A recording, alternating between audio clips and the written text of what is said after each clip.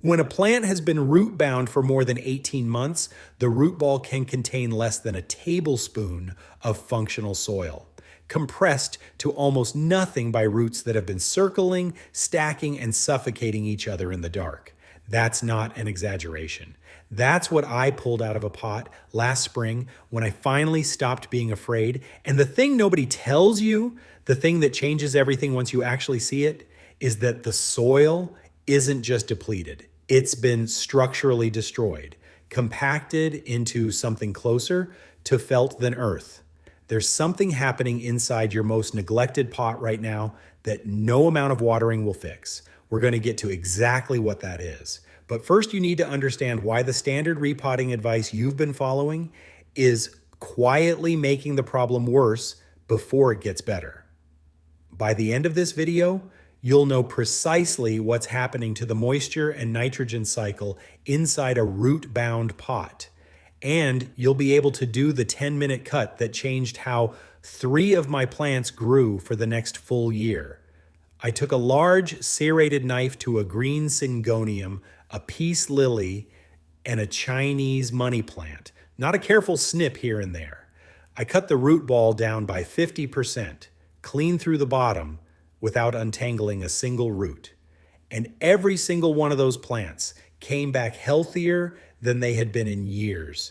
I know, I thought I was going to lose all 3 of them. I didn't.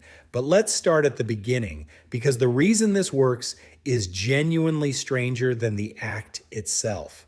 Here's what root-bound actually means at a physical level. When roots occupy more than 70% of pot volume, the remaining soil dries out in under 24 hours, sometimes less, depending on the season and root density. Every time you water, the water moves through those compressed channels and straight out the drainage hole. The roots have nowhere to hold it. The soil retains almost nothing. So the plant stays thirsty, not because you're underwatering, but because the architecture of the pot has collapsed. The system is broken. Have you ever watered a plant thoroughly, watched the water drain cleanly, and then found it wilting again 3 days later? You weren't doing it wrong. You were watering a fist of roots with a tablespoon of soil and expecting it to behave like a garden bed. It cannot. It was never going to. And the water retention is only part of it. The stranger part is what happens to nitrogen availability when the soil to root ratio collapses. Nitrogen in potting soil isn't just sitting there waiting. It cycles through microbial activity in the soil itself. When the soil is compacted past a certain point, that activity slows dramatically.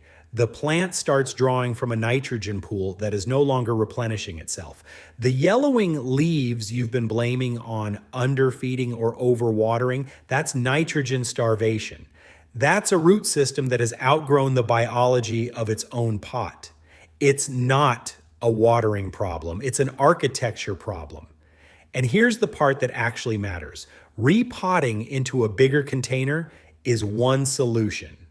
Root pruning is often a better one, not a lesser option, a better one in specific circumstances. We'll get to exactly which ones in a moment, including the one rule you absolutely cannot break. Root pruning works because of a specific biological response. When you remove root mass, the plant doesn't panic. It responds.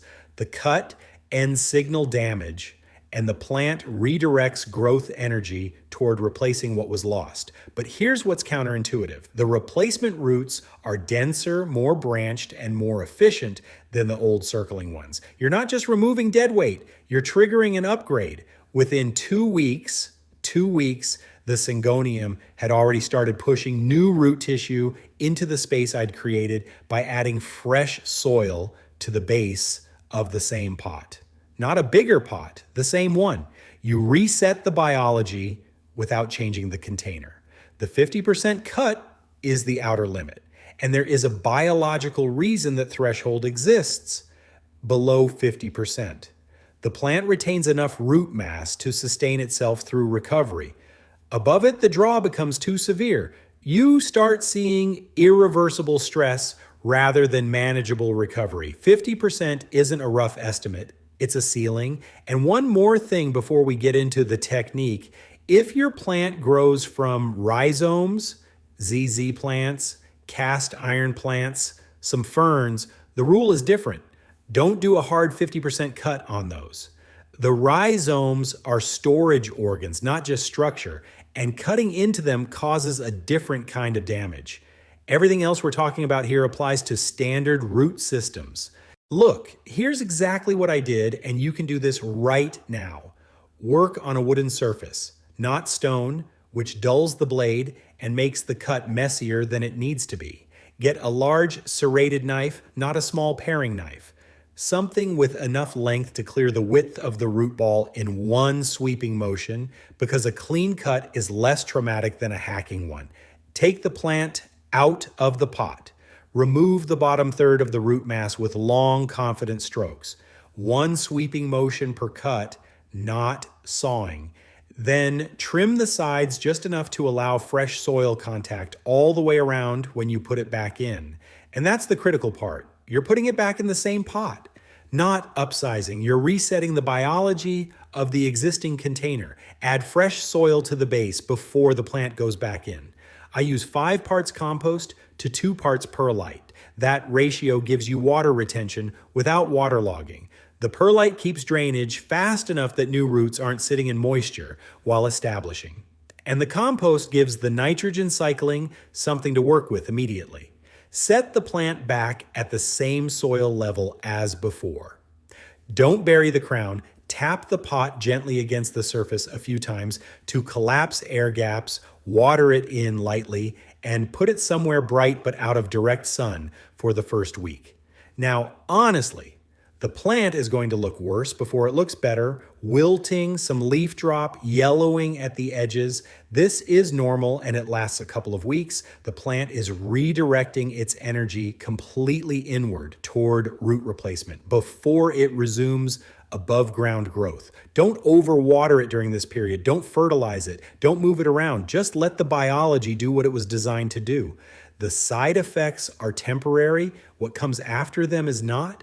If you're the kind of person who wants to actually understand what's happening in that pot, rather than just keep buying bigger ones, subscribe to Home Plants Hacks. This is exactly what we do every single week. Real experiments, real results, real biology. The Syngonium came back within a month, fully recovered, new leaves pushing out faster than I'd seen in 2 years.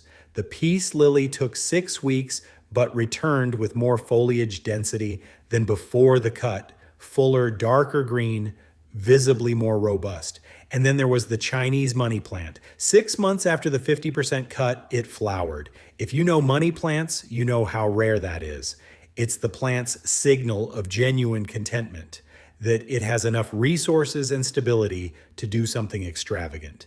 That was the moment I understood this wasn't just a recovery technique, it was a reset, a genuine biological upgrade triggered by what looked from the outside like an act of destruction. Before I wrap this up, drop a comment and tell me which plant in your home you think needs this most right now. Here's what I want to leave you with. We spend so much time trying to protect our plants from anything that looks like damage that we forget the biology was built for resilience, not fragility. Roots are not precious. They are not static. They are active, responsive, and far more capable of recovery than we've been treating them.